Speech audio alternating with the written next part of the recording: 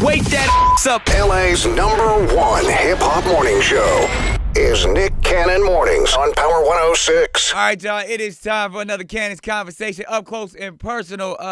We calling it the quarantine check-in, where we checking in on our loved ones, making sure they safe and secure and absolutely strong. And this brother has been strong in the game for quite some time. We chopped it up before in person, and I'm a fan, and he knows it. I've been a fan since day one, and one of the solid cats in the game. You never hear no dirt about this dude because he stay focused, he stand on his square, and he's extremely talented. The one and only Mario. What's going on, bro? What up, King? What up, bro? How you feeling? King, man, it's all love, maintaining, no complaining. Absolutely. Now, I got it. Yo, last time we chopped it up, to be honest, I asked you when we gonna get some new Mario music, and you was like, man, I don't know. I'm focusing on this acting. I'm doing this. I'm doing that. I was like, hey, come in. And then now you just dropped another banger. The world is happy. Tell me about it. Yeah, so the single Close is out right now. I was planning on dropping a whole EP this summer, actually the end of last month. And, I just put it on pause, man. I put everything on pause because I'm just focused. I'm in a completely different space. I've always been an advocate for human rights, advocate for spiritual balance, advocate for mental health, coming from Baltimore, coming from where I come from and what I've experienced. So now for me, it was like, what can I do to kind of focus in on what's happening and really use my platform, use my voice in another way. And I don't feel like putting music out right now. It doesn't feel right. It doesn't feel right to put out music that is geared towards having fun in summer and turning up when we're in a moment right now where we need to be focused all of our energy collectively on fixing the issues that we're facing. Man, that's a powerful statement, knowing that, we look to the artist not only to record the energy of the time, but also to be a voice of the people and to know that you understand that responsibility. We looking for our Marvin Gaye's, our Bobby Womack's, our Donny Hathaways, and knowing that you have that type of conviction and passion in your voice. Everyone right now who wants to say something or express those feelings don't necessarily have the gift to be able to do it. That's true. But it's crazy. Also, not to cut you off, bro. It's that oftentimes as an artist, especially in the mainstream, we've had mainstream success. You don't always get a chance to put out the music that means the most to you from a sovereign standpoint. So being an independent artist, I've been independent now for like 2 years. So being an independent artist, it's only right that, especially in times like these where I put out records that I normally wouldn't put out, that mean anything to me. That is a direct reflection of the moment and what I'm feeling in that moment. There's no sugarcoating. There's no this could be good for Reddit. No, that's just using my voice as a platform for other people to evoke a certain level of awareness. Right. That I think, music being one of the most powerful forces in our universe, sound being one of the most powerful forces in our universe, music implants a certain influential psychological process within a person, For me, knowing the power of that is why a record like Rewrite It, which is what I'm releasing on June 19th, represents that awareness. It represents the beginning of that awareness, and someone who may only be focused on just, maybe going to protests or focusing on, police reform and these things, but also focusing on how do I use my power and have it be something that is an ongoing thing. It's in perpetuity and not just right now. It's in perpetuity. So tell me, man, what is that message? I mean, what is that? A lot of times we hear, it's a message of love. You know what I mean? Or is it's a message of unity? Like, what is that message that we'll get from the future music of Mario? Well, I mean, this song in particular is called Rewrite It. And it speaks about rewriting our narrative, controlling our narrative. One of the things that inspired the title and the lyrics was looking at the state of social media and looking at the state of the collective in our community. A lot of times when we get triggered to do something is when we step up. We're usually triggered to do things from things we see. And it's something, it's like a wound that's been there, but we just had a Band-Aid over it. And then somebody threw some alcohol or some salt inside of it. And now it's like, it's exposed and we're going to fix the problem, immediately. But I think that this is something that, again, it's we have to look at this as a collective and understand that there's multiple different timelines playing out as we're watching, police brutality. But then you got to look at, okay, what's happening in the hospitals with Black women, what's happening across the country with apartheid in Syria on black men. This is an issue that is there's so many different levels to it, and there's so many different ways that we're being attacked from so many different angles. I think Tip said it perfectly, which is why we have to attack it from, an angle of awareness, being aware of all these different things so that we can come up with systematic ways to then revolt against those attacks. So music just being one way. I'm not going to say that this is the only type of music I'm ever going to put out, but I'm stating that this is a space where I'm going to be more vigilant in putting out things and being more active through my music. Yeah. As an artist, how do you feel when the public, as recently, and even your fellow DMV constituent Dave Chappelle just recently came out, and he's been saying it for quite some time. He's like, yo, we don't care what celebrities have to say in a time like this. Do you feel there's a greater responsibility on the artists and what they say and when they express themselves on social media or through their music?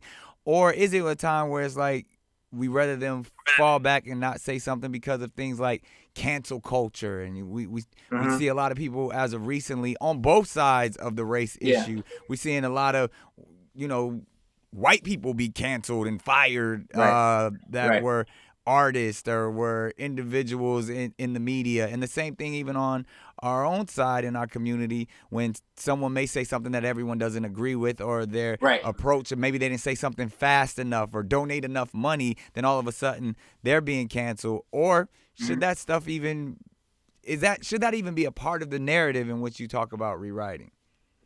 So I think that when it comes to Dave Chappelle, he's been saying it for so long and in his own ways, been talking about systematic racism, not just in the world and not just in America, but also in the business, So I think that he was speaking more towards, and correct me if you think I'm wrong, but more towards, he said it so much, but now we're watching the youth and we need to support the youth and their movement and what they're doing and how they're stepping out there, going out in the streets and seeing young faces out there fighting and fearlessly. They need support. They need the right plumbing in order to help them to create the change that we need and help. Right. And we need to use our, right now, the time to be quiet. As an artist, there's no way, especially when you're a conscious person and you understand that this is a battle, not only a physical battle, this is a spiritual battle. Spiritual warfare. It's a spiritual warfare that's happening right now. And that's something that I also wanted to touch on, just in terms of us collectively understanding that is where our power is as well. As we're on the ground fighting this fight, and as we're creating the loud voice collectively that's saying we see what's happening, and if this change doesn't happen, we're willing to die for it. Yeah. We're willing to die for this because our ancestors died for it. Indeed. We're willing to die for this because we're seeing this right in front of our faces, being filmed, it's being recorded. We're willing to die for unity. We're willing to die for our rights. We're no longer standing back and allowing, the powers that be continue to use us as bait as well. All right. And one more thing I wanted to say, as an artist, touching back on your question, because there's so much going on in my mind right now. Yeah, indeed. As an artist, for me, I'm not ignoring my privilege. I'm not ignoring my privilege as an artist, because so many times you look at the widespread of entertainers in the industry, whether it be film, TV, music, unless we're on TV, dancing, singing, making jokes, doing movie roles, on stage singing, we're just considered just another black man in Baltimore, from Baltimore. You know what I'm saying? Fact. I'm not ignoring the fact that I have privilege being an artist at all. So for me, I have to stand up. This is the generation that's going to make the change. It's inevitable. It's going to happen. Right. So I can't sit back and, just ignore the fact that if I wasn't doing music, who would I be in the public eye? What would I represent in the public eye? Right. I know that I'm a sovereign being, but to other people, they don't look at it like that. So how do you differentiate between the people who are aware and enlightened like yourself and have substance to offer, to the trend chasers, the people who are just using hashtag Black Lives Matter, feel like it's almost a marketing exercise, or not wanting to be left out or looked at as one who's not involved? Like how does somebody who's in it for real say, oh nah, he's one of us, we rocking with him, opposed to like, oh, I just saw, I saw a commercial that said hashtag Black Lives Matter. I saw a new fast food deal that had, oh, we support Black Lives Matter. When it's like, all right, now it's become like a selling point opposed to something that, it's 400 years of enslavement that we're trying to invoke change in a real way. And now it's become like a trendy thing. Right. And I think that it's so many ways. Like, social media desensitizes you so much, television desensitizes you so much to so many things, and we get used to things that aren't morally right collectively. But I think you got to watch a person's actions. You got to look at their history. You got to look at the actions they're taking off of social media. I'm definitely working behind the scenes right now. I'm getting together a group of people, especially in the Baltimore area. I'm starting there. That's my home base, so for me, it's like, how do I begin the process of community rehabilitation, not expecting anything from the government, not expecting anything from anyone. What can we do now with the resources we have now, the knowledge we have now with, yes, I know there's money, there's a lot of big organizations now giving money back to the cause. How do we ensure that money goes to the right place? Right. You know what I'm saying? How do we ensure that these so-called millions of dollars that Bank of America and all these other, banks and corporations, how do we know that they're going to the right place? The other thing is, we got to make sure that we don't allow our narratives to be infiltrated. Right. Because it's so easy with social media for our narratives to be infiltrated, and for people with money that aren't really for us to back certain narratives, to back certain organizations. And we're such a forgiving people. Yeah. We're a forgiving people, and we genuinely want to just create and be free and be the light that we are, right? That we sometimes, anybody who looks like they're for us, we're like, all right, y'all fucking with it. Yeah. But we have to start really paying attention to, okay, that's your organization, that's who's backing you, who's funding you, what else do they fund? What else are they doing? I think that we got to start becoming more critical thinkers. I do think that there is a conversation to have about Black nationalism, but also at the same time, I think we can't negate the fact that outside of the fight that we're having as melanated people, there's a lot of things going on in the world with other melanated people across the pond. We got to start communicating with our brothers and sisters across the pond as well, and understanding the systematic things that they're facing. So, I think that what this awareness and focus on this issue of defunding the police brutality has done is it opened up conversation for much broader things that can ultimately lead to us coming together on a more wide and broader scale, right? That can lead to real change that we have to make.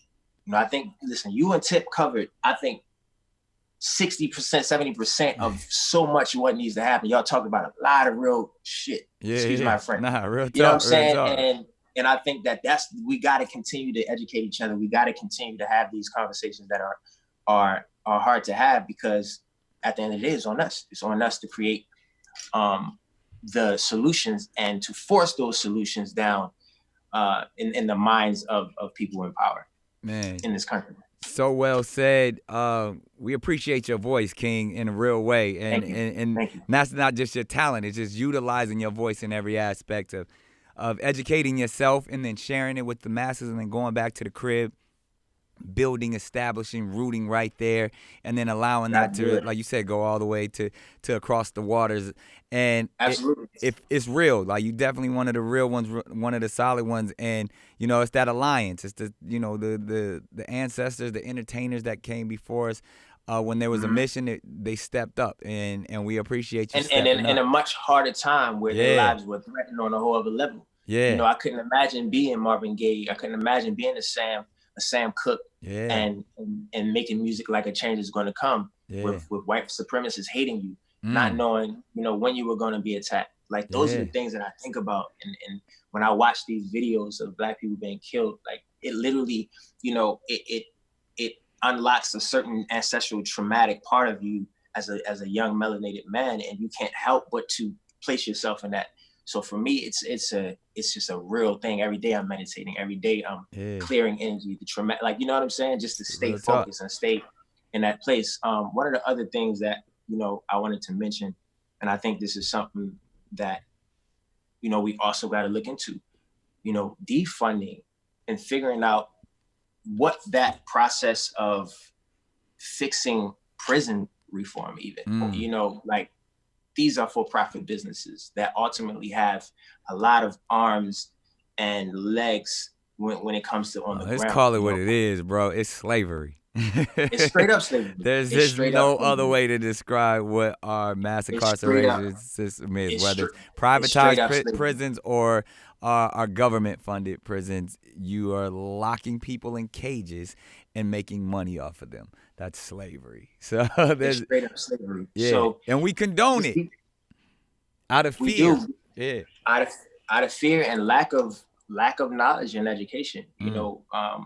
It's like we got to educate ourselves on all of the ways that we're being systematically enslaved, yeah, and educate ourselves, and then come up with the solutions for them and force those solutions into being manifested. Period. That's the only way. And then the other way is ownership, like you always say, bro.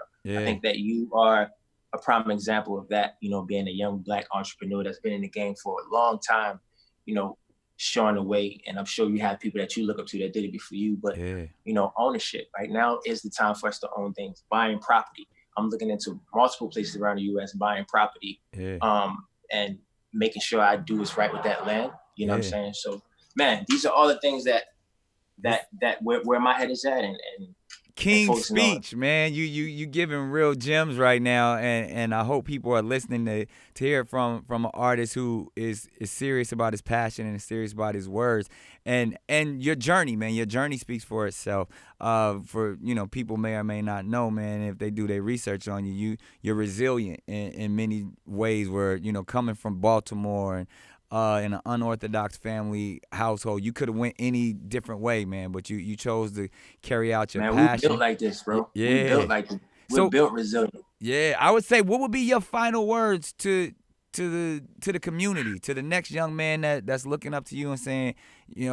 may not be as hopeful or maybe lacking in that resilient spirit at the moment? Yeah. What would you say in these times in 2020? Man, there have been so many people who've come before us that didn't have the resources that we have to fight this fight. Educate yourself. Know that there are multiple different timelines playing out right now on a spiritual level, and you have a choice to choose how you're affected by what's going on and what you're going to do about it, and how much energy and focus you're going to focus on keeping yourself balanced, keeping yourself spiritually balanced, physically fit, educated. Yeah. If we are focused on collectively educating ourselves, balancing our spiritual and our mental and our physical, as well as understanding the different movements going on and where we can insert ourselves, we can make a change in a very powerful way. You know what I mean? We will. We have to. There's no. We don't have no other it's choice. It's inevitable. So that's just where it's at, man. And I'm going to continue to educate. I know you're going to continue to educate. bro, you already know I'm here. If there's ever anything that you're working on that you let's build. Let's build. There's land that's ready to be bought. What we doing? Facts. You know what I'm saying? There's businesses that's ready to be started. I just started this brand called The Big Payback, and it's really just to educate the youth, educate people on, ownership and just to keep that narrative going. Yeah. And some of the proceeds go to Black-owned businesses. There's so much that to give money to that we're going to make sure the proceeds go to the right places. Yeah. Also, I'm starting another organization where, it's community rehabilitation, giving healthy foods to the community, making sure that people understand the process of growing your own foods, natural medicines, instead of going to doctors and getting prescriptions for everything. There's a natural way to heal yourself from things like this. Educating people on how to rebuild your personal space, your 360 degrees, without having to go to the hospital every time. We can't always depend on hospitals. As you stated earlier, we look at the numbers. 40% of women that are pregnant that go into hospitals, they don't make it up. Right. They die. 11% for white women, 17% for mixed races. So there's so many things that we got to focus on. And this is apartheid. Yeah. These are all different types of apartheid on our people. So these are the things that we have to focus on outside of just police brutality, which is obvious. And the last thing I'm gonna say is this: we have to stick to the narrative of what we want when it comes to police brutality. Yeah. Defunding the police department, 100%. I understand that money can go in a lot of different places, but we have to stick to the narrative. We want fucking convictions. Facts. We want convictions. Yeah. We're not gonna let them change our narrative on that. We need convictions. Yeah. Until we see that, that's a step towards the safety of our people. Right. We need convictions. We're not gonna forget that. So these narratives that are being put out there to distract us from the fact that we still not seeing the convictions we need to see, that's the shit that we can't have. We can't have that. Controlling the narrative, staying to it, standing on our square. Man, I said you solid. We appreciate your voice. Keep leading, love. Keep educating. Love. And man, we on the line. You need me, I'm here. Love, bro. Love. Love.